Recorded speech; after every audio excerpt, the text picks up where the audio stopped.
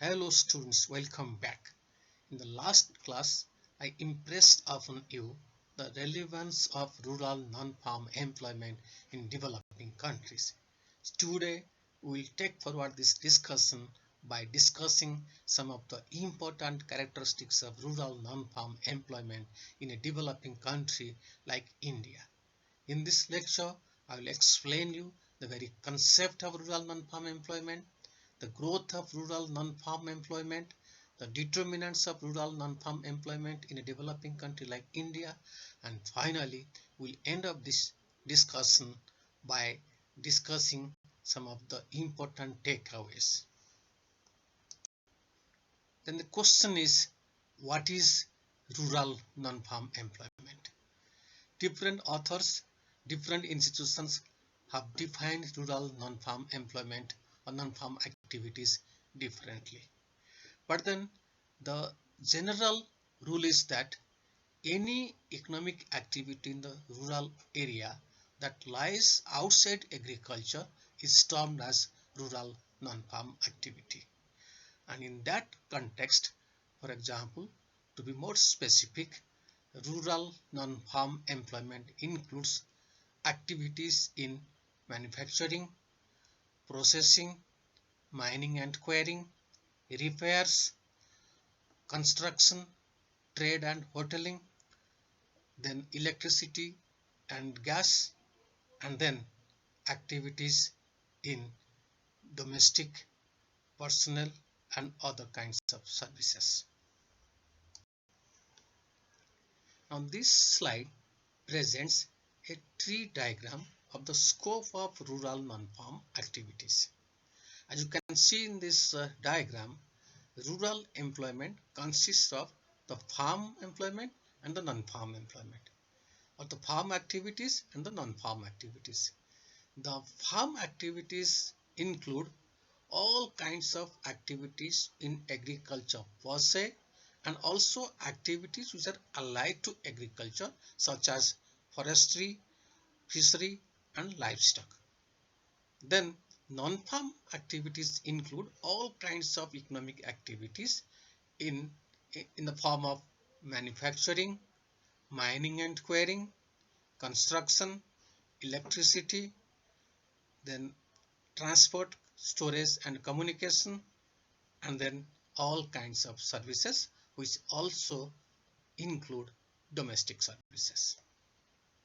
Ever since the World Bank came up with its country study on rural non-farm employment in 1978, interest on this topic all across the world and particularly in the developing countries has exponentially increased, and so also the case in India. In India, a number of prominent economists, that includes Vaidyanathan, Amitabh Kundu, Rakesh Basant, Jimal Uni, G.K. Chadha, then Samal Rao. I think all of them have very poignantly brought out the increasing trend in the share of rural non-farm employment in the rural employment, in the rural economy of India. My own studies, which I had undertaken at different points of time, particularly in the context of the Northeast, and the latest being my studies undertaken in 2016-19, they also very explicitly bring out the increasing trend with respect to the share of rural non-farm employment in the northeastern economy. Now let's look at the trends with respect to rural non-farm employment in India. For this, we have used the National Sample Survey data. As you know, National Sample Survey Organization brings out employment and unemployment data at different periods of time, at different intervals in the form of rounds.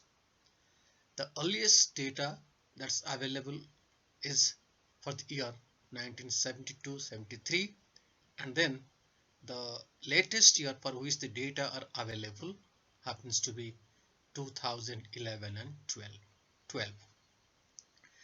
Now these data show that the share of rural non-farm employment in the rural economy of India was only 14.3% in 1972-73, and this has increased to almost like 36% in the year 2011-12. Now this figure pertains to the males and females taken together. That's for persons. Now when it comes to the males, then the share of rural non-farm employment for the males in the year 1972-73 was simply 16.8%, and this has increased to almost like 41% in the year 2011 and 12. And similarly for the females, the percentage of rural non-farm employment in the year 1972-73 was simply 10.3%, and this has increased to 25.1% in the year 2011-12. So broadly what we see, that there is a consistent steady increase in the share of rural non-farm employment in total rural employment in the rural economy of India. Now let's look at some of the composition aspects of rural non-farm employment in India. When we look at the NSS data at 4 periods of time, that's 1993-94, 2004-5, 2009-10 and 2011-12, one thing which very clearly emerges is the increasing role of the construction sector in the rural non-farm employment space.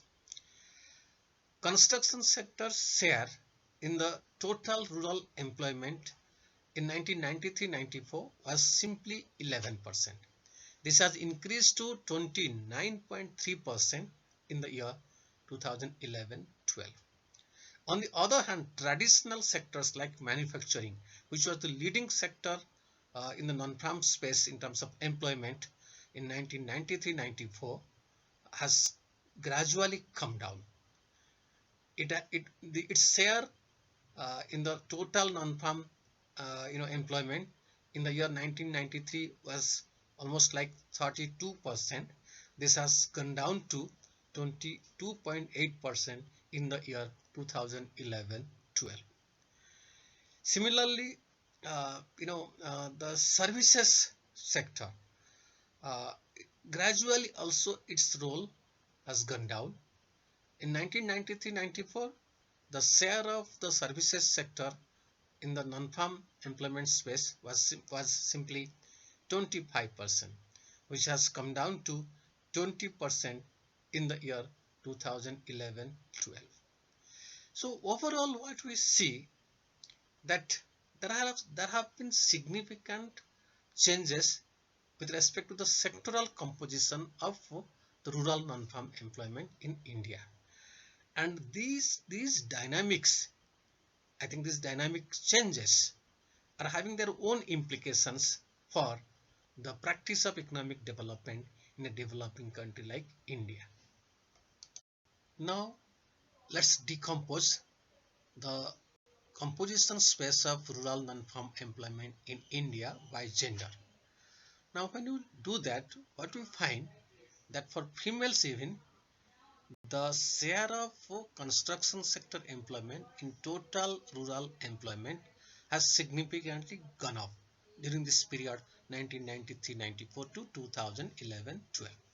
In the year 1993-94, the share of construction sector employment for the females in the rural non-farm employment was simply 6.5%, and this has increased to 25% in the year 2011-12, and this increase in percentage points comes to approximately 8.3. And similarly for the males also, there has been a quantum jump of the share of construction sector employment in total rural employment space.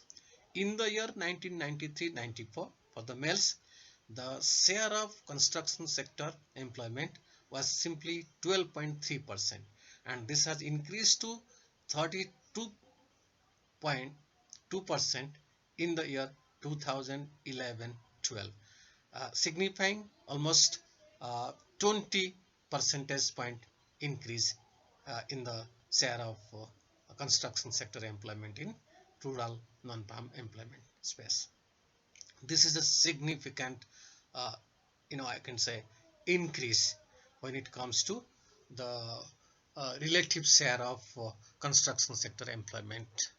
And these kind of sectoral composition changes are having their own implications for development practice for a country like India.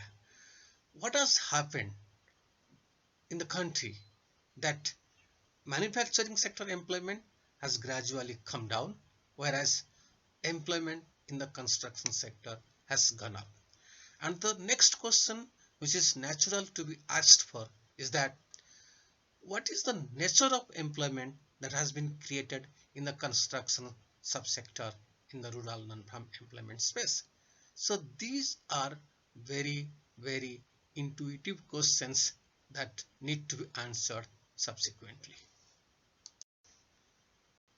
Now let's examine the factors which are responsible for the growth of rural non-farm employment in a country like India.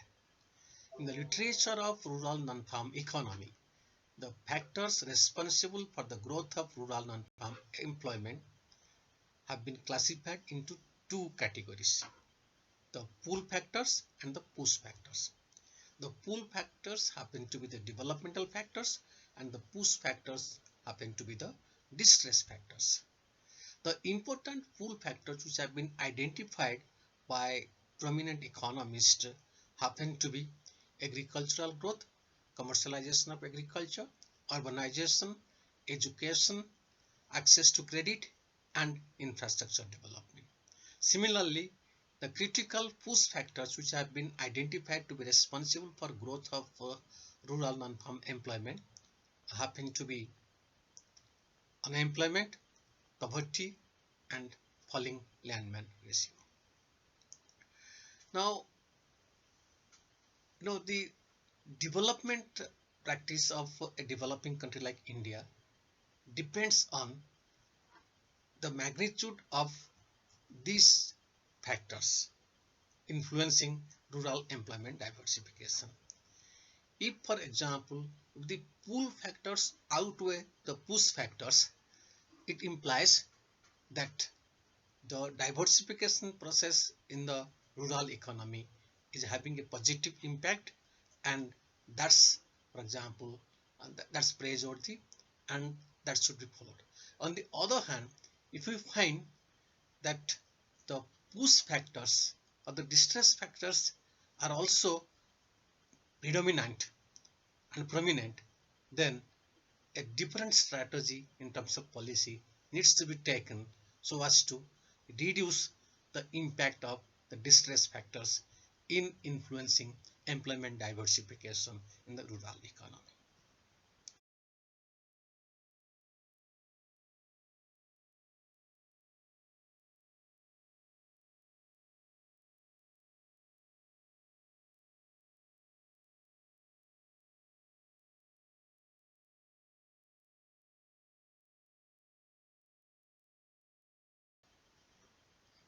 Now we are in position to sum up the whole discussion.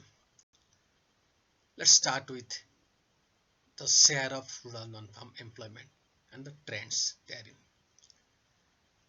It's observed that India has experienced considerable amount of diversification of employment in its rural economy. The share of rural non-farm employment in India in the year 1972-73 was simply 14%. This has increased to 36% in the year 2011-12. And this increase has happened both for the males as well as also the females.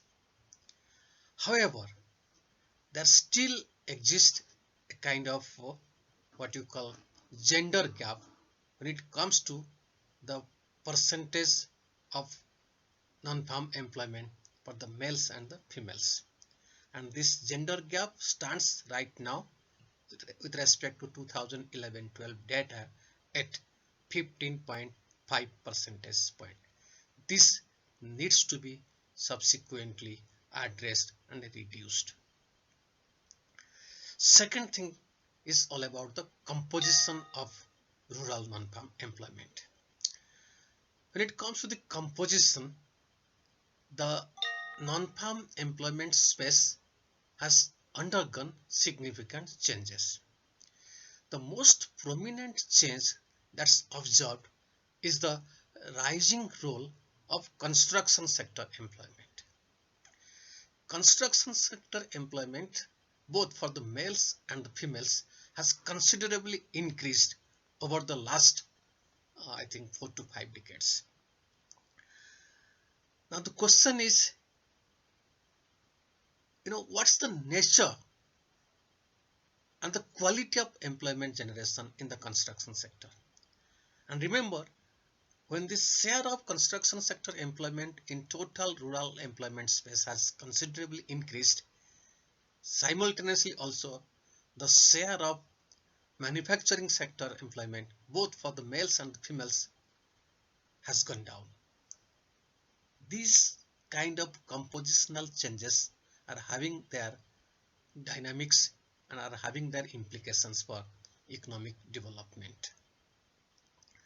Thirdly, when you analyze the factors responsible for the growth of rural non-farm employment in a country like India, we find that both the pull as well as the push factors are responsible for the growth of rural non-farm employment.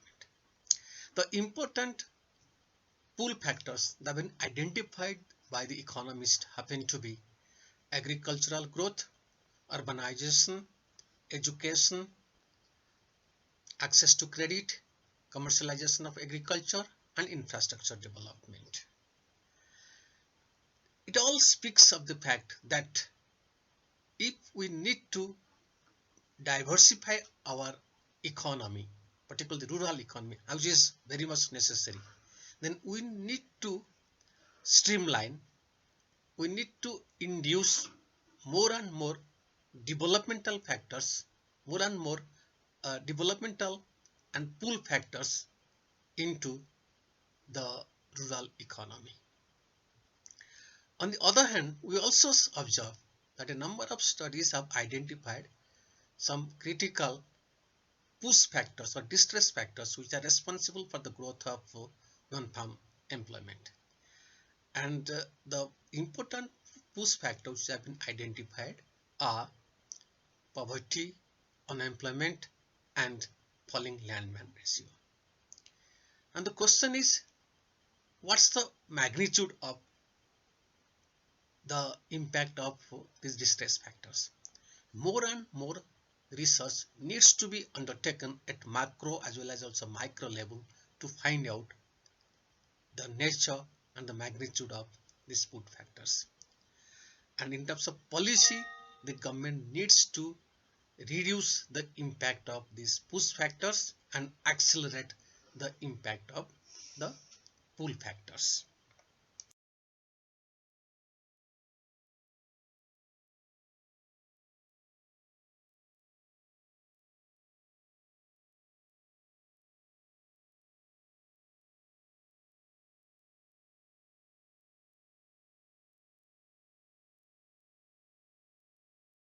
Concluding remarks which are having policy implications for the government of the day. As discussed earlier, and we all understand that one of the important theory of economic development having implications for the development practice of the developing countries happens to be the structural transformation theory of economic development. This theory essentially talks about the role of transfer of factors of production from a low productive sector to the high productive sector. And just from the development practice point of view, employment diversification in the rural economy happens to be a part of that structural transformation process.